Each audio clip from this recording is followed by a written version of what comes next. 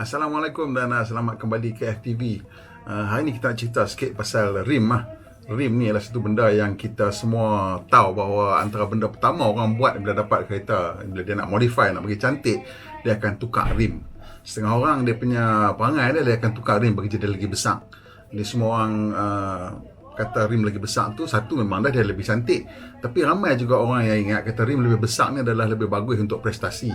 Tapi sebenarnya ni adalah satu yang mungkin tak benar lah. Kerana kalau kita tengok Formula 1, tayar dia rim kecil 13 inci. Dan tahun ni lah, baru tahun depan baru dikatakan dia akan tukar P-size ke 18 inci. Jadi kalau lah rim besar tu mestinya bagus, kenapa Formula 1 pakai rim kecil? Jadi sebenarnya kita tengok sejarah Formula 1 sikit lah. Formula 1 ni kalau kita tengok masa mula-mula tahun mungkin sebelum Perang Dunia Kedua, dia orang tak panggil Formula 1 lagi lah, maksudnya dia panggil Grand Prix lah, Championship.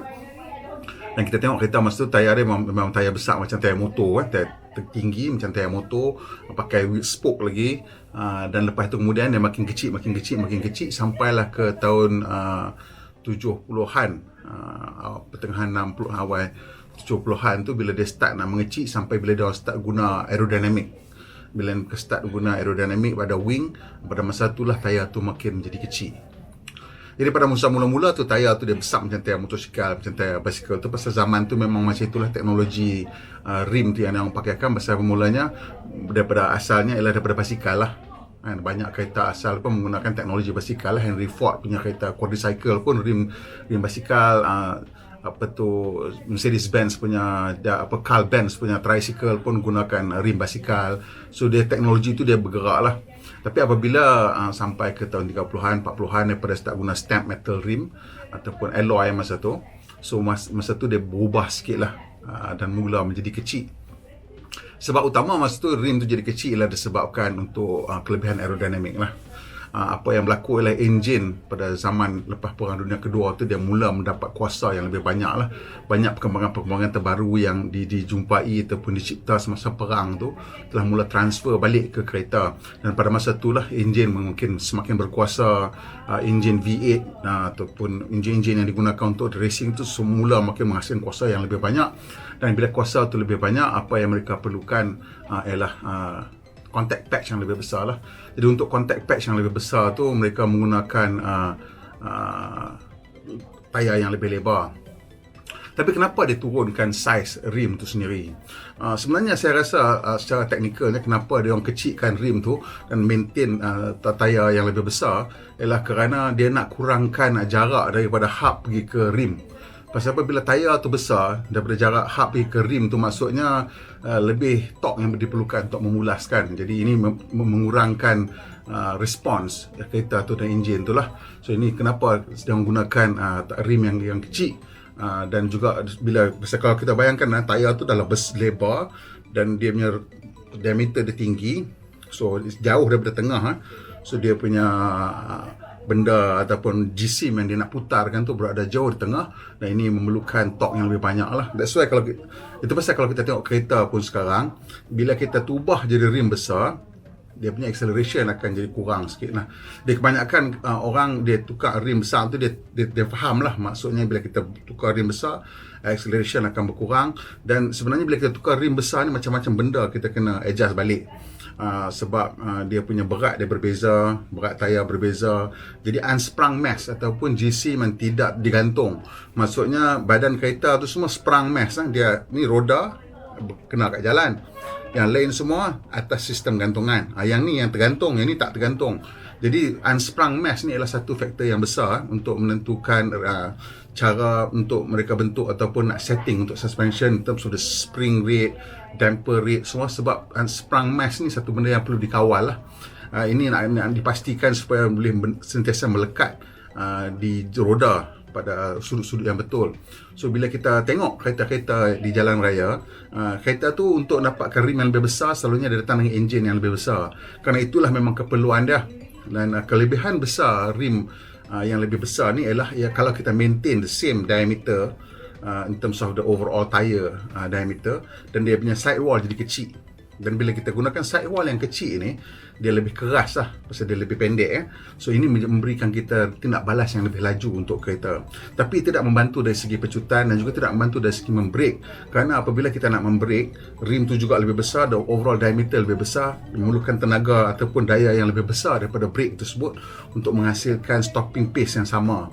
So kalau kita tukar rim besar, kalau kita tengok kereta-kereta macam 5 series biasa berbanding dengan M5, bila dia tukar rim tu naik makin besar, dia juga datang dengan brake yang lebih besar. Kerana brake, dia punya hubung kait dia antara brake disc dengan overall diameter of the tire and wheel combination tu, it's like a lever. So jarak daripada hub pergi ke ujung disc ialah lever untuk kita apply force masa braking. Tapi dia beban dia sebenarnya dekat roda luang tu. So dia punya tuas untuk ni pendek daripada beban, tuas beban. Kan kita baca tuas kan, ni tuas daya pendek daripada tuas beban. So kena banyak daya baru. So bila kita panjangkan lagi tuas beban tu, more force is needed. Tapi brake tu dia ada kapasiti dia macam itulah pasal dia punya given dia punya caliper, disc size, dia punya keupayaan macam tu je. So bila ditukar dengan rim yang lebih besar, dia akan rasa dia punya braking tu akan berbeza. Mungkin respon dia akan lambat sikit lah. So overall the stopping distance mungkin sama, mungkin tidak, saya tak apa pasti, itu semua kena buat kiraan betul-betul. Tapi dia akan ada rasa dia punya perbezaan dari segi pecutan dan juga braking. So ini semua memang mendatangkan kesan yang signifikan sebenarnya kepada kereta tu punya performance and dia punya drivability lah, more than not. So bila kita tengok keadaan macam ni, kita nak tukar rim kepada rim yang lebih besar ni, dia akan mendatangkan kesan yang banyak dari segi unsprung mass dan dia punya performance.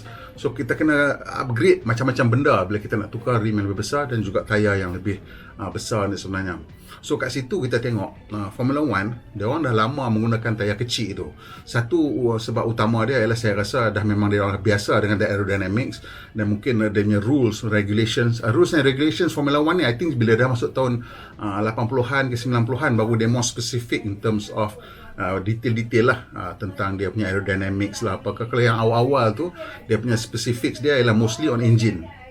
Formula 1 rules awal-awal mengenai engine, mengenai minimum weight, benda-benda agak-agak basic lah. Tapi dia semakin hari semakin kompleks dia punya rule, sampailah masuk ke tahun awal 2000 tu dia start cerita detail tentang aerodynamics, berapa plate, berapa wing, semua tu dah dimula jadikan detail lah. Dan juga pada masa itulah saya ingat 80-an, awal 90-an, di mana rim size tu dah now become fixed. And you hanya boleh guna rim size ni sebab tayar supplier ada satu je, dia buat itu je.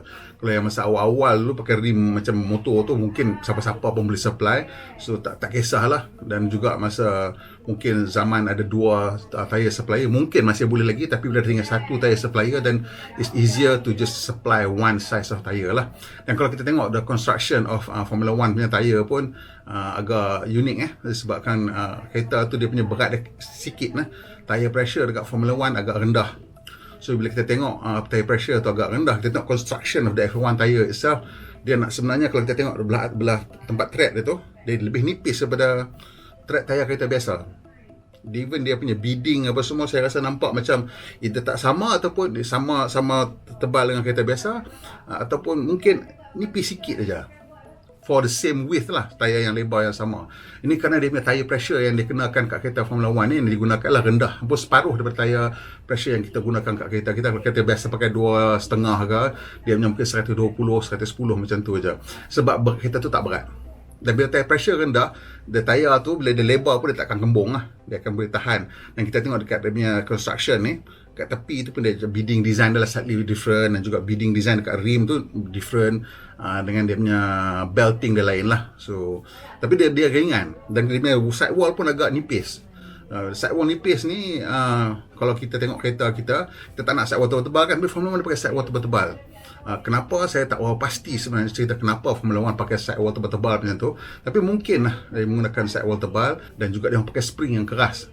And mungkin juga pada zaman tu the FIA saja nak bagi dia orang tayar yang besar tu untuk menyukarkan sikit lah kerja dia nak tuning suspension tu, because the variability in the tire sidewall punya strength and how they respond tu menjadikan susah you nak precisely tune the car to exactly macam mana you nak lah. So that makes it just a little bit more difficult for them, and that's part of the challenge lah, I guess, kenapa dia orang saja menggunakan rim macam tu. Tapi sekarang ni kenapa pula dia orang tukar pergi ke rim besar?